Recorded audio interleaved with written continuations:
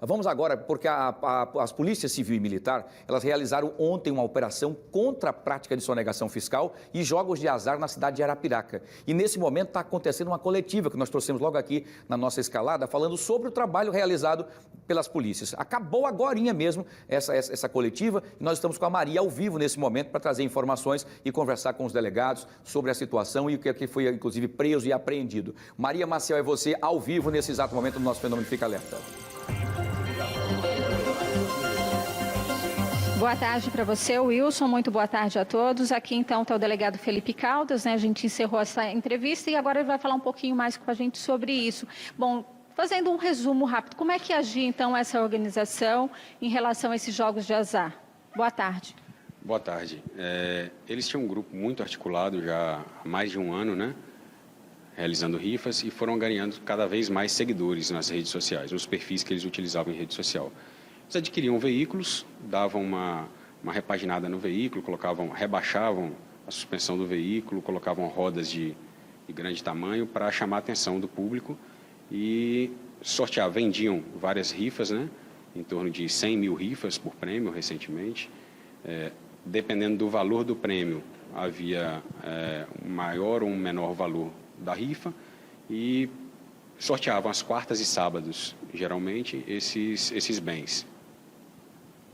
O custo, mais ou menos, de um veículo de 300 mil reais, por exemplo, eles lucravam cerca de R$1 milhão.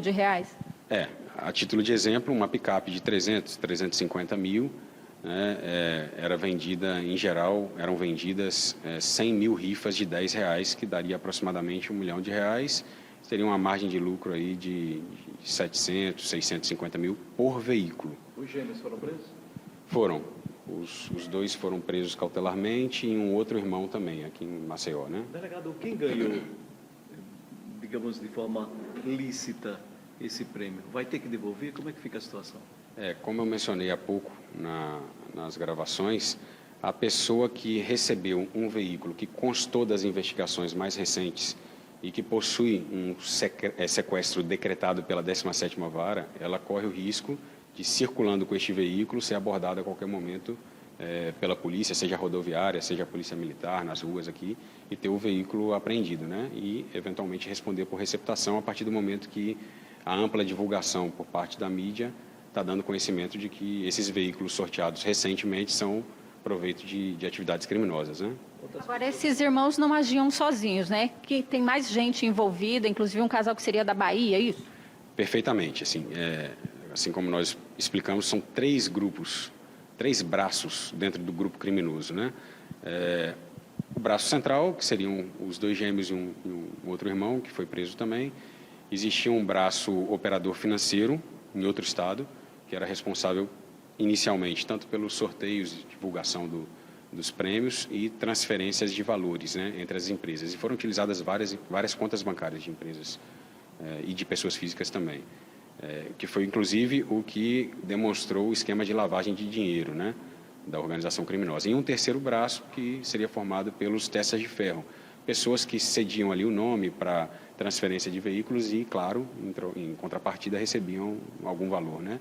Essas pessoas, em geral, ligadas ao grupo, né? Amigos, né? Dos organizadores. Teve gente que ganhou 2 vezes? Teve. Tivemos o início das investigações, inclusive, partiu desse pressuposto. Nós tivemos alguns registros de ocorrência informando que um determinado indivíduo ganhou mais de uma vez o prêmio. Não que, a priori, isso seja ilícito, mas é algo que levanta suspeição, porque... É sorte demais. Seria muita sorte, exatamente. E também tivemos alguns registros de ocorrência no sentido de que pessoas ligadas, amigos próximos do grupo, estariam ganhando com uma certa frequência. Também tivemos alguns comentários em redes sociais levantando suspeição a respeito dos sorteios que, por muitas vezes, caíam com pessoas do mesmo município, um município do interior da Bahia. Aí, diante dessa série de suspeitas, nós começamos a investigação inicial, preliminar.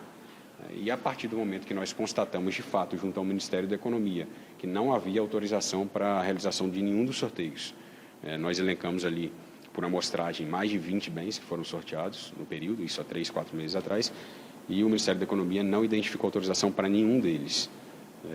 Assim como também Receita Federal e Estadual não identificaram recolhimento de tributos em nenhum desses bens. É claro que a gente não pode tocar aqui nesse momento em crime de sonegação fiscal, porque não houve nem sequer o lançamento do tributo, né?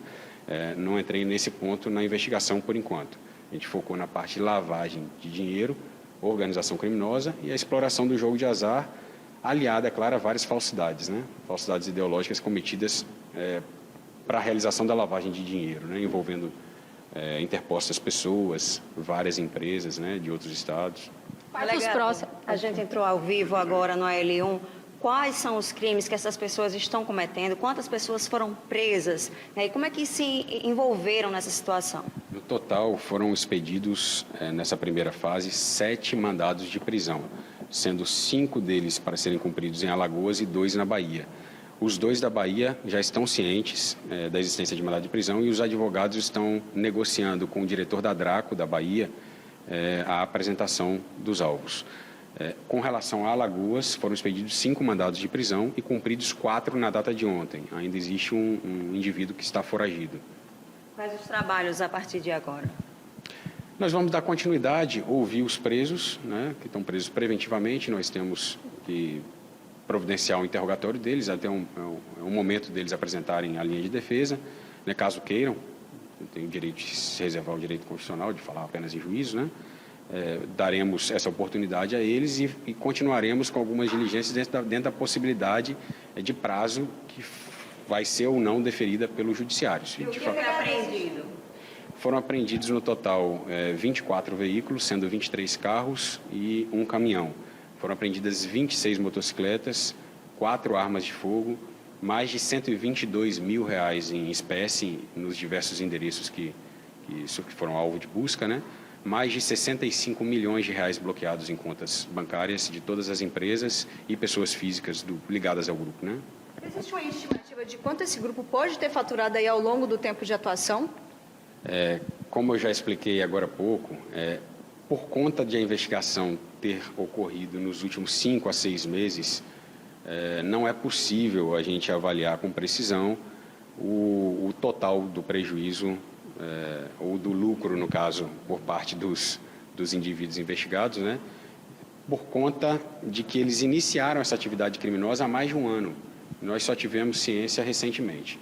Mas, a título de exemplificação, eles realizavam 2 sorteios, em geral quartas e sábados, né? Em alguns deles, mais de 10 veículos eram leiloados, né?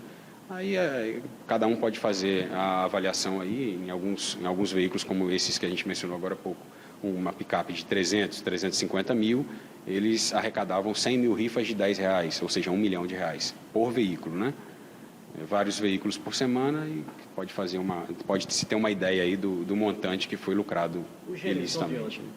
Eles são naturais de Santana do Mundaú, interior de Alagoas, mas já estão com base. Ok, Wilson, então esse foi um balanço feito pelo delegado Felipe Caldas em relação a essa operação realizada em Arapiraca na tarde de ontem, que resultou aí na prisão então de 4 pessoas. 3 deles irmãos, né, sendo gêmeos, e um outro irmão e uma outra pessoa que seria a testa de ferro dessa organização.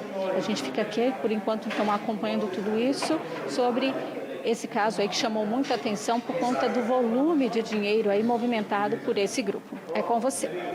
Muito bem, Maria, pelas informações aí, essa investigação vai continuar trazendo mais detalhes, sonegação de impostos, né, foi mais do que claro que o delegado disse, e também a questão da exploração de jogos de azar com condições bastante, enfim, não tão certas como deveriam. Então, também vamos trazer depois mais detalhes sobre isso também aqui no decorrer do programa. Obrigado, Maria, você volta daqui a pouquinho.